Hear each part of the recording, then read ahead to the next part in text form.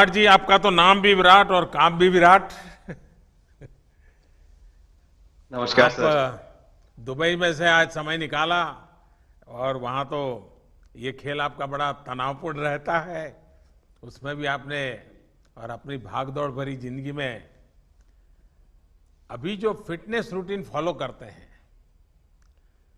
मैं जरूर चाहूंगा, देश भी जानना चाहेगा, क्योंकि नौजवान आपको आपकी हर गतिविधि को देखता है, ये आपको कैसे मदद करता है। पहली बात तो बहुत बहुत धन्यवाद सर यहाँ पे हम सबको बुलाने के लिए। सब लोगों ने फिट इंडिया मूवमेंट के बारे में बात करी और इसके फायदे इसके लाभ हमको रोज अपनी डेली लाइफ में किसी ना किसी तरीके से दिखते हैं। सबने अपने एक्सपीरियंसेस बताए। मिलिंद जी ने भी बहुत अच्छी बातें रखी। बहुत इंस्पिरेशनल उनका भी काम रहा है, उनकी जर्नी रही है पिछले कुछ सालों में। मैंने भी बहुत ऑब्जर्व किया है। और मेरे खुद के एक्सपीरियंस में सर एक ट्रांजिशन एक्सपीरियंस करने को मिला मुझे कि जिस जिस पीढ़ी में हम खेलना शुरू हुए और जो उस समय खेल की हमारी डिमांड्स थी, वो बहुत तेजी से बदली एक समय के बाद। और मुझे ये एक्सपीरियंस हुआ कि जो एक हमारा सिस्टम बन चुका था, हमारा एक रूटीन बन चुका था, वो हमारे खेल के डिमांड्स के लिए सही नहीं था और उसे बदलना जरूरी था। क्योंकि हमारा खेल बहुत तेजी से आगे बढ़ रहा था और मुझे ऐसा महसूस हुआ कि हम कुछ फिटनेस के पॉइंट ऑफ व्यू से पीछे छूट जा रहे थे। हमारी स्किल में कभी कोई प्रॉब्लम नहीं थी। तो एक स्वामी जी ने भी बात रखी, आपने भी बात करी, मिलिंद जी ने भी पहले बताया। एक जो सेल्फ रियलाइजेशन की बात है कि आपको खुद से रियलाइज हो कि मुझे क्या बदलना है अपने अंदर।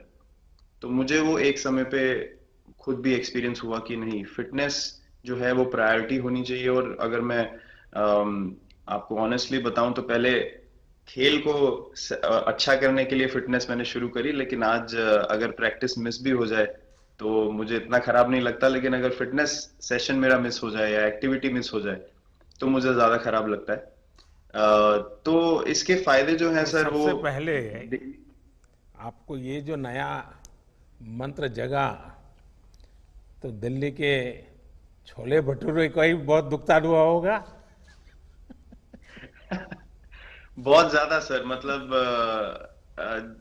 जो अभी हमने थोड़ी देर पहले बात करी कि हमारा जो नेटिव डाइट है, एक जिस रीजन से हम आते हैं उसका जो हम वो खाते हैं, उससे कभी मैंने कभी एक्सपीरियंस नहीं किया कि हेल्थ इश्यूज हुए हो या किसी को कोई बीमारियों का सामना करना पड़ा हो। मेरी खुद के एक्सपीरियंस में मेरी नानी, मैंने बहुत समय तक देखा, इतनी ज्यादा उम्र में भी उनकी हेल्थ हमेशा ठीक रही। हमेशा उन्होंने घर का सिंपल खाना खाया।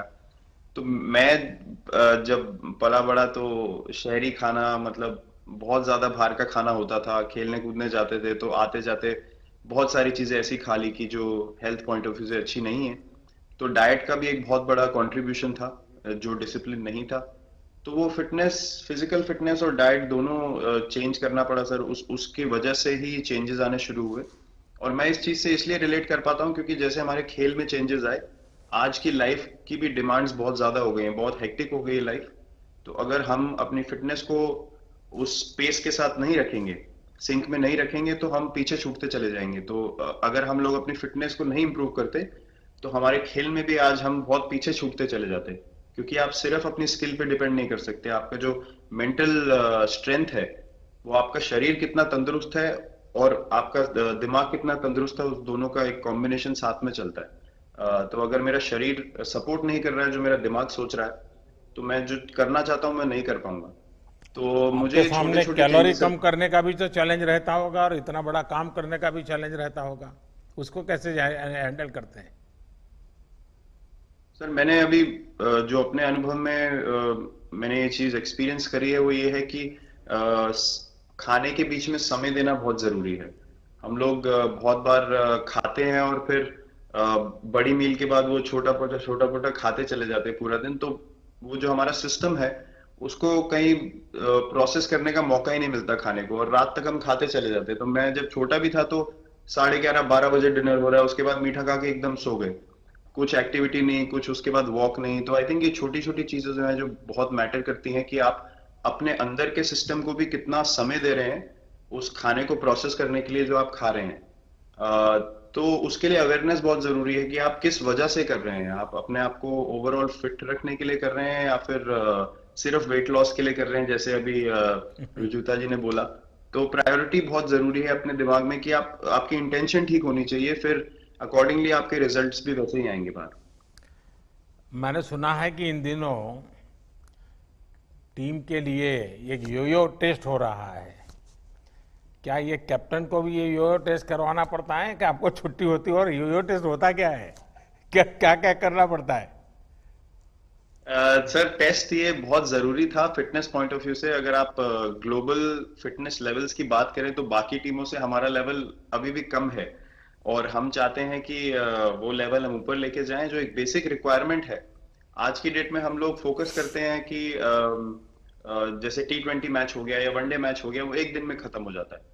लेकिन अगर हम टेस्ट मैच की बात करें जो 5 दिन आपको खेलना है, हर शाम को आपको वापस जाना है, अगले दिन फ्रेश आना है, तो उस पॉइंट ऑफ व्यू से ये फिटनेस जो स्टैंडर्ड था वो बहुत जरूरी था। और मैं सबसे पहले मैं ही जाके भागता हूँ, और ये कंडीशन है कि अगर मैं भी फेल हो जाऊंगा तो सिलेक्शन के लिए मैं भी अवेलेबल नहीं हूँ। तो आई थिंक ये सिस्टम और ये कल्चर सेट करना बहुत जरूरी होता है। और उससे क्या होता है सर, ओवरऑल एक जो फिटनेस लेवल है टीम का बढ़ेगा। जैसे टेस्ट क्रिकेट में हमारा बहुत बार होता है कि आप थके हुए हैं, तीसरे दिन आके आपको, जैसे हमारे फास्ट बॉलर्स हैं आज की डेट में, वो दुनिया में सबसे ऊपर है, तो उनको अगर दूसरे तीसरे चौथे दिन आके वो एफर्ट डालना है फील्ड पे, तो वो डाल सकते हैं। पहले क्या होता था, स्किल हमारे पास हमेशा से रही है, लेकिन शायद जो मैंने आपको बोला वो ट्रांजिशन मैंने जो एक्सपीरियंस किया, हम लोग वो जरूरी समय जो आता है जहाँ पे शरीर थक जाता है और टीम को आपकी जरूरत है, वहां पे परफॉर्मेंस जो है हमारी डिप हो जाती थी और दूसरी टीम जीत जाती थी।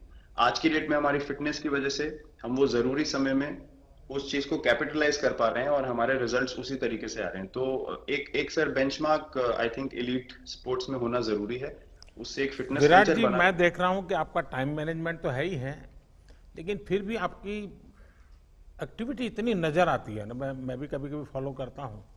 कभी थकान नहीं लगती क्या आपको? सर थकान, अगर मैं ऑनेस्टली आपको बोलूं, थकान हर किसी को होती है। अगर आप फिजिकल एफर्ट करेंगे तो थकान होगी, लेकिन अगर आपका लाइफस्टाइल अच्छा है, अगर आप खा अच्छा रहे हैं, अगर आप फिटनेस रेगुलरली कर रहे हैं, आपकी रिकवरी अच्छी है, तो आपकी स्लीप अच्छी है, स्लीप पैटर्न्स अच्छे हैं, तो आपकी रिकवरी तेज होगी। तो अगर मैं थक रहा हूं और 1 मिनट में मैं दोबारा रेडी हो जा रहा हूं, तो वो मेरा प्लस पॉइंट है। तो आई थिंक वो मैंने एक चीज एक्सपीरियंस करी जो बहुत जरूरी हो जाती है। आपका ओवरऑल लाइफस्टाइल कैसा है उसके ऊपर बहुत डिपेंड करता है। विराट जी, बहुत अच्छा लगा मुझे। और मैं आपको, अनुष्का जी को और आपके दोनों के परिवार को निकट भविष्य की शुभ घड़ी के लिए बहुत बहुत शुभकामनाएं देता हूं। धन्यवाद sir, thank you so much. आइए मुकुल कानिटकर जी से बात करते हैं। ये मुकुल जी की